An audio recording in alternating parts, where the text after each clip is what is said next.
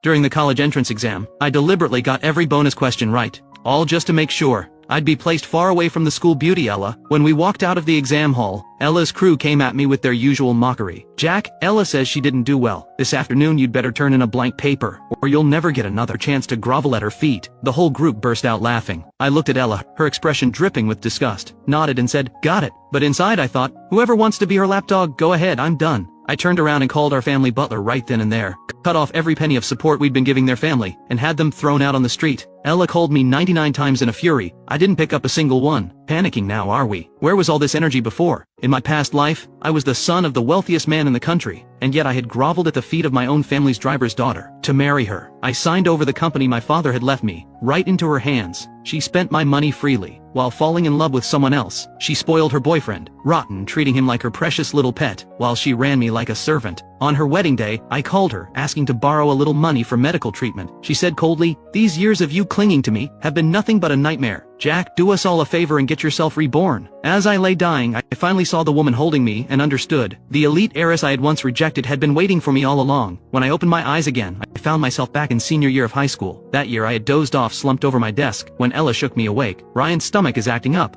Go buy him some antacids. Then grab lunch from the cafeteria. Load up on the meat, he's too skinny, he needs to eat more." Ryan was slouched at his desk, surrounded by a crowd fussing over him like he was royalty. Everyone was fawning over his stomachache, and of course, no one cared more than Ella. And I was Ella's brainless lapdog, dozing through class every day, spending every break fetching her food, buying her drinks, running her errands. Now that I knew I'd been reborn, looking at Ella's face only made me want to laugh. Who does she think she was, treating me like dirt? Seeing me just standing there, Ella snapped, "What are you spacing out for? Go and make it quick." She walked over to Ryan, and gently patted his back. Ryan glanced over at me, and said to Ella, "It's not right to send Jack, I'll go myself." "What's the big deal? He loves doing this stuff. If I didn't ask him he'd be upset, right Jack?" She looked at me. I forced a thin smile, said nothing and headed to the cafeteria. This time I lined up and got 2 full meals. A classmate nearby spotted me and let out a little laugh. "Fetching lunch for the queen again? She likes Ryan, you know, someone on her level, not a nobody like you," I asked flatly. "What do you mean a nobody?" they sneered. "You're a servant's son, riding to school with her every day and thinking you can actually marry her. Wake up, a guy as dumb and useless as you. You'll spend your life as her family's servant, doing her laundry, sweeping her floors, changing her kids' diapers." I let out a bitter laugh. "Ella told you I'm a servant's son?" I had liked her, that was the only reason. I'd let her ride in my private car to school every single day. But somehow, in everyone else's eyes, Ella had become the wealthy heiress,